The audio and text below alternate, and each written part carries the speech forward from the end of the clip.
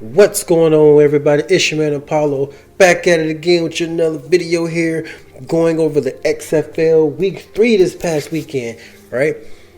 Sorry I didn't get this video out to you guys yesterday. I was on vacation, but that ain't the part of this video, alright?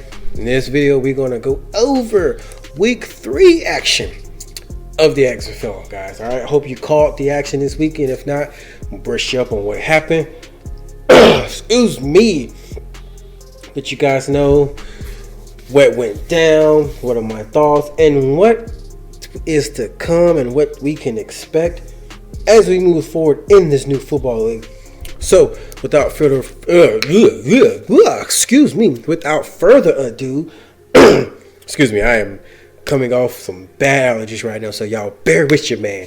All right, without further ado, let's get right into this video. All right, so the XFL is experiencing a wide range of good ratings and numbers, still going strong into this Week 3 play of the season, and it's looking like, for the most part, that this season will turn out to be a successful one. All right, so now,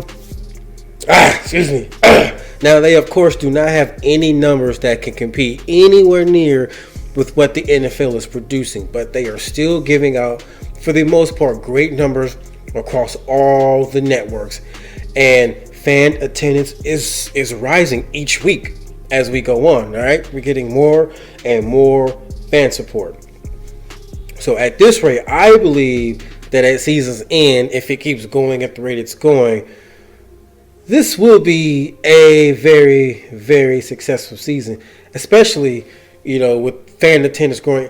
And I believe that at season's end, that one of these stadiums, at the end of the, most likely the championship game, will sell out or be close to damn near selling out, whatever stadium they play in.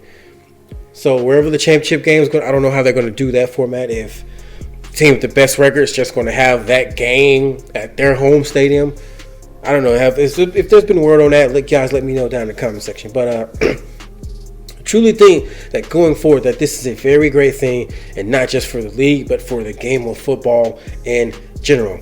All right, now, so far, the only negative thing that I can really take from this season so far is just bad or inconsistent quarterback play of the teams, outside of a few well-known and recent shining stars at quarterback.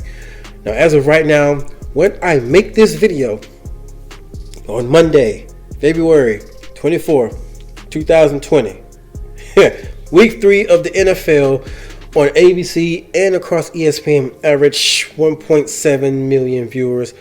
Saturday's Houston Roughneck game versus Tampa Bay Vipers on ESPN averaged about 1.9 mil based on Fast Nationals.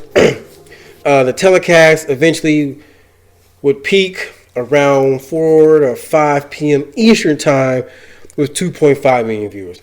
Now, according to Bleacher Report, and I quote, ABC carried 2 games in Week 2, which drew 2.262 million viewers, which was down from the 2.9 million viewers ABC and ESPN averaged in Week 1. Now, that's going from Week 1 to 2, and they're saying going from 2 to 3 that it's still going down.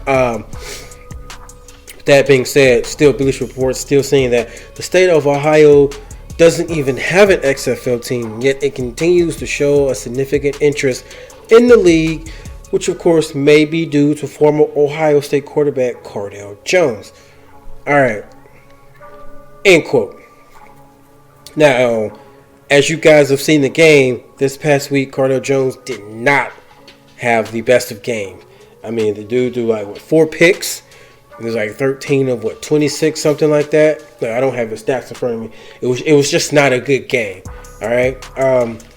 Also in Bleacher Report, Mitchell noted a week ago that Columbus, Cleveland, and Cincinnati were 3 of the top 5 markets for the DC Defenders. All right. And as you end quote. And as you can see, I probably did that all wrong, but as you can see, we obviously know why. All that support for former Ohio State quarterback Cardale Jones, who, like I said, he is a well-known name, an established name. We know who he is. All right.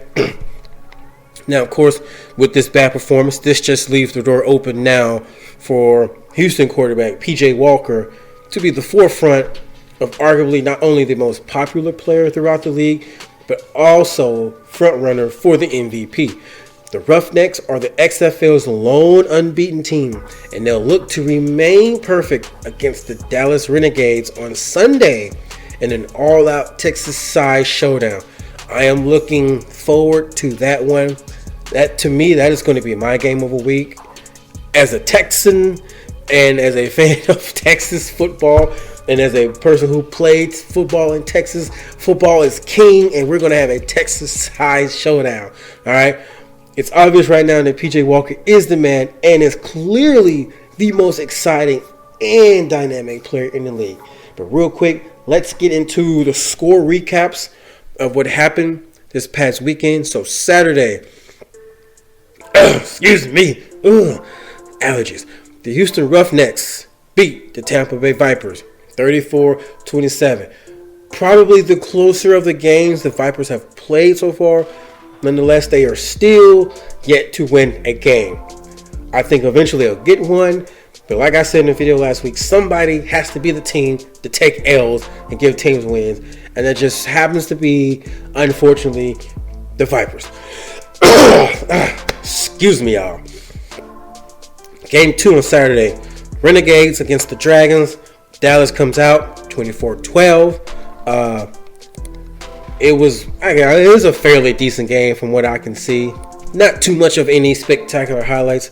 Like I said, for the most part, PJ Walker is the man right now, all right? He's a small guy in stature, I think, but he's turning out to be this league's Michael Vick, what Michael Vick was in 2000. I mean, the dudes out here just making plays, putting up numbers.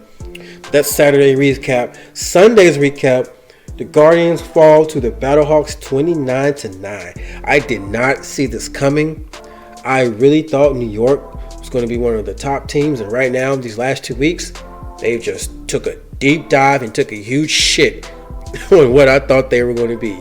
But they still got time. It's only week 3, man. They still got time to turn it around. They could go undefeated the rest of the year. We don't know, but that was that game. And the last game, of course, DC and the LA Wildcats. The Wildcats put the butt whipping on DC 39-9. And as I said, Cardell Jones did not have his best game. So that was the recap for this past weekend. Like I said, this upcoming weekend, really looking forward to that Houston and Dallas game. Now, Houston is the only undefeated team. Can they keep that going? We'll have to see. All right. And when you look at it, only Houston, Dallas, and St. Louis have winning records. Everybody else has a losing record. So something's got to give. DC with Cardell Jones. So you got the two premier quarterbacks of PJ Walker and Cardell Jones playing on Sunday. Which I guess it makes sense. It's Sunday. I'm just coming here kicking shit. It's Sunday. Premier quarterbacks. You got the Dallas quarterback. He's premier. He's good enough to say he's been. And then we'll see what the Vipers do. I don't think the Vipers will get a win this week either. I see them going 0-4. That's just my prediction. We'll see. But I don't expect a blowout. But I do expect Cardell to bounce back. And I expect the attendance in that game to be up. I think the Houston-Dallas game will have the highest attendance of all the games next weekend. But that's just a prediction. Only time can tell. We will see. But I do think Houston will come out on top in a very close and obviously the most exciting game of the week next week, which will probably be the game of the week. The Texas Showdown, Texas Bowl, whatever you want to call it. All right. But that's my predictions for next week.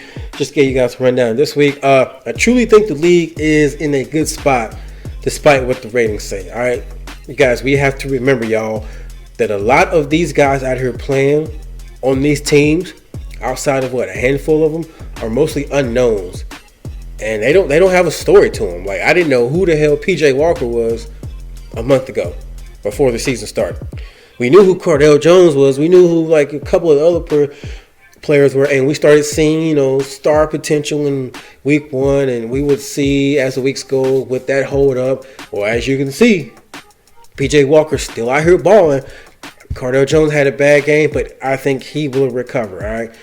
So, and you got to remember too, when it comes to sports, a story a lot of the times is that driving force that keeps our interest, especially for us football junkies, knowing where these guys came from and what they've been through, which is why we can attach to Cardale Jones. We know what he did at a premier program in Ohio State.